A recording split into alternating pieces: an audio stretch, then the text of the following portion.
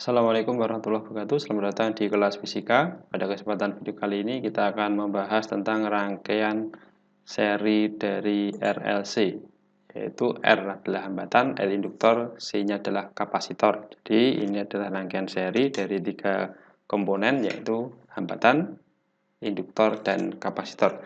Nah, jika kita gambarkan rangkaian ini bentuknya kurang lebih seperti ini. Jadi ada resistor, kemudian ada induktor, selanjutnya ada kapasitor. Kemudian rangkaian ini dihubungkan dengan sumber tegangan arus bolak-balik.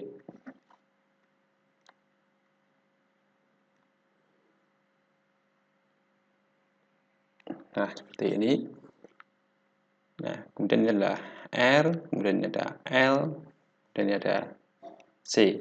Nah, jika rangkaian ini dialiri arus, misalkan dialiri oleh arus I, yang itu nanti adalah IM sin omega T, nah maka tegangan pada masing-masing komponen, jadi ini pada resistor, nah maka nanti tegangannya VR ini adalah Vm kalikan sin omega T, karena dia harus sefase dengan arusnya. Kemudian pada induktor tegangan harus mendahului arus, maka nanti VL ini adalah Vm kalikan sin omega T plus Pi per 2. Nah, kemudian pada kapasitor,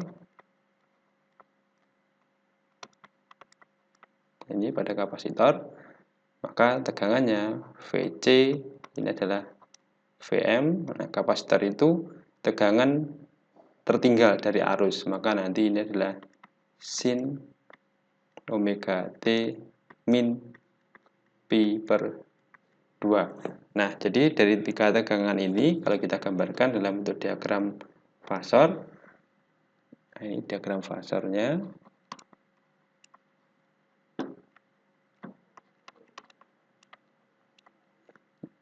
Nah, ini adalah untuk VL, misalkan seperti ini.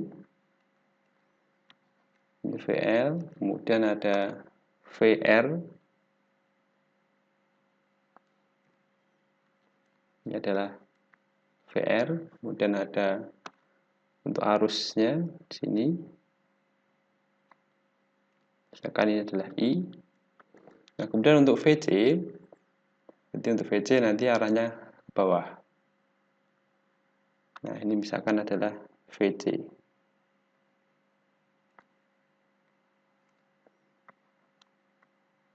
Nah, lalu bagaimana untuk mencari resultan dari ketiga tegangan itu? Maka nanti kita akan mengoperasikan dulu VL dan VC. Nah, untuk operasinya berarti kita akan mencari ini. Di sini misalkan adalah yang warna oranye ini adalah VL min VC. Jadi ini min ya, arahnya ke bawah negatif. Nah, maka nanti untuk resultannya kita akan menentukan resultan dari ini VL min VC dengan VR.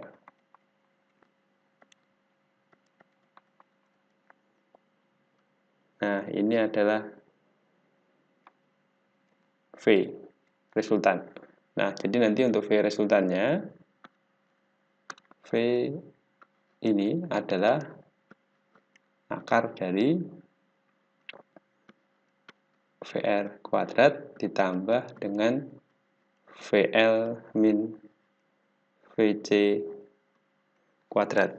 Nah, itu ya, jadi itu untuk mencari resultan tegangan dari ketiga komponen tersebut. Nah, kemudian dari persamaan itu, karena ini dirangkai secara seri, ya, karena dirangkai secara seri, maka nanti arus yang melewati di semua komponen itu adalah sama.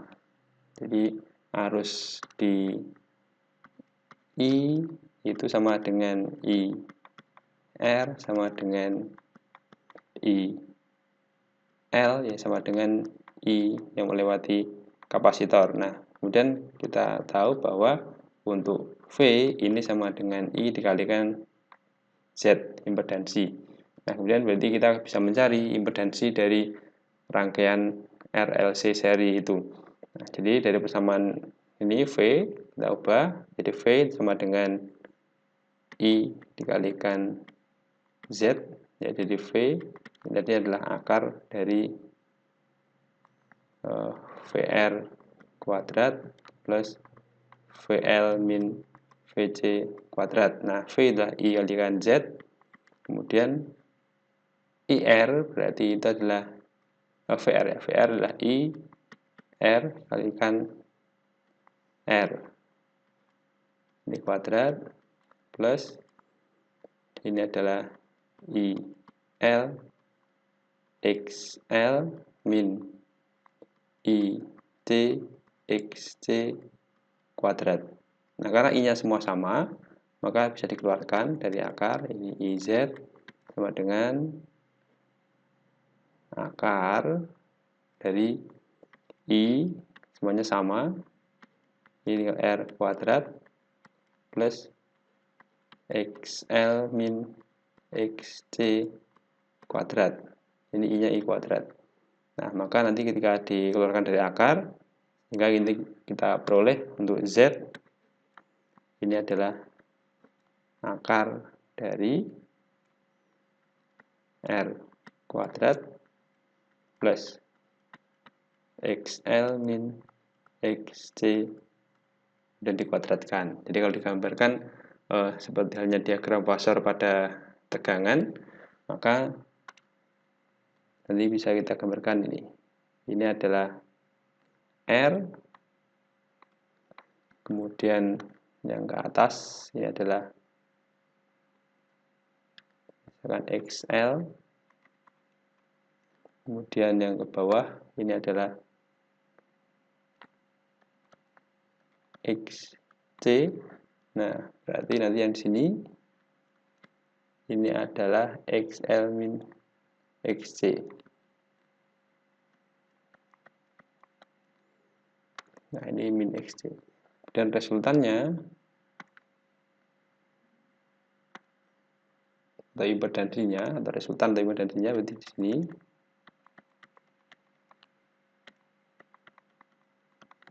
Nah, ini adalah impedansi Z. Yang dimana Z tadi adalah akar dari R kuadrat ditambah dengan XL min XC kemudian dikuadratkan. Nah, kemudian untuk mencari sudut fase antara tegangan dan arus, kita bisa mencari menggunakan tangan dari V. Itu mencari ini nanti. Oh, ini ya. Jadi di sini juga ada V. Nah, maka nanti untuk persamaan tangan V, jadi dari situ kita peroleh tangan V nanti sama saja dengan VL min VC per VR. Nah, kemudian karena ini adalah I kalikan XL min I kalikan XC per I kalikan dengan R, nah maka nanti kita dari tangan V bisa diperoleh dari XL min XC per R. Nah, kemudian ada beberapa hal yang perlu diketahui jika XL itu lebih besar dari XC, maka nanti rangkaian bersifat induktif.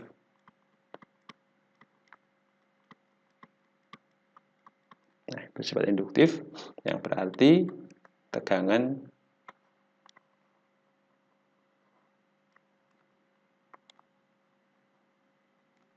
mendahului arus. Tegangan mendahului arus. Nah, berarti nanti tangen V positif. Kemudian jika XL lebih kecil daripada XC, maka rangkaian bersifat kapasitif.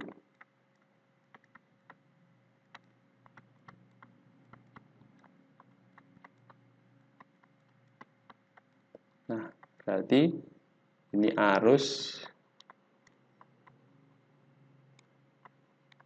mendahului tegangan.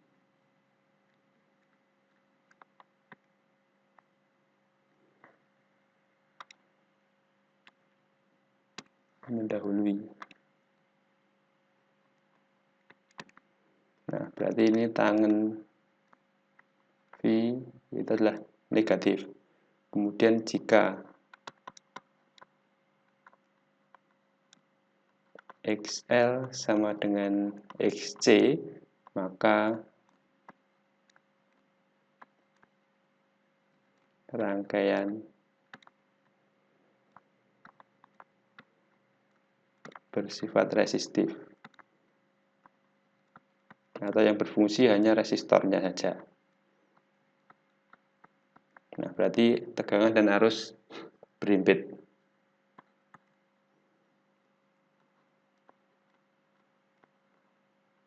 Tegangan dan fasornya nanti tegangan dan arus bersama, tidak ada yang saling mendahului. Nah, berarti tangen V sama dengan 0. Nah, itu. Nah, kemudian pada kondisi XL sama dengan XC itu nanti disebut sebagai resonansi. Jadi ketika XL sama dengan XC, maka disebut sebagai resonansi. Nah, disebut sebagai resonansi. Kemudian dari sini kita bisa mencari frekuensi resonansi dari rangkaian RLC yang dirangkai secara seri. Nah, berarti kita tahu bahwa XL sama dengan XC itu adalah resonansi, di mana XL adalah omega kalikan L, sedangkan XC ini adalah 1/per omega kalikan C. Nah, kemudian kalau omeganya kita pindah ke kiri, maka menjadi omega kuadrat sama dengan 1/per LC, sehingga omega sama dengan akar 1/per LC. Dan ini ada 2pi F sama dengan 1/per akar LC, maka untuk frekuensi resonansi ini adalah 1/2pi akar LC. Nah, itu adalah frekuensi resonansi dari rangkaian RLC seri. Jadi F ini adalah frekuensi resonansi.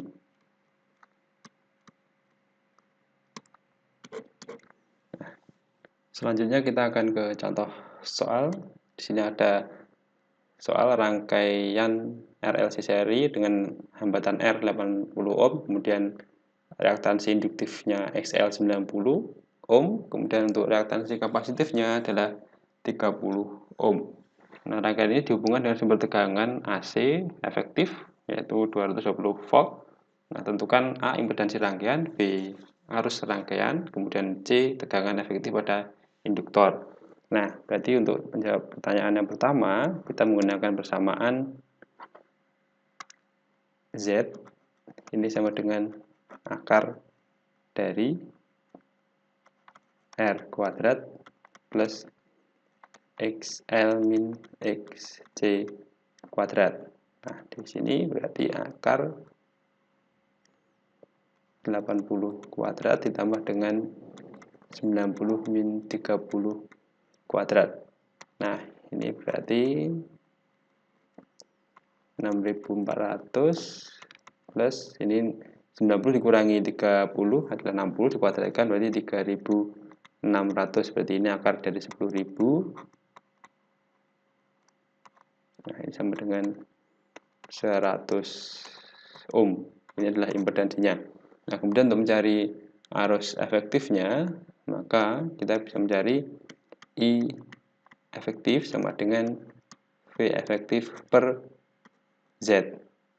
Nah, V efektifnya 220 dan Z-nya 100, maka arusnya adalah 2,2 ampere. Nah, kemudian bagaimana dengan tegangan pada induktor? Jadi ada VL sama dengan I dikalikan XL. VL adalah V efektif, I-nya berarti I efektif.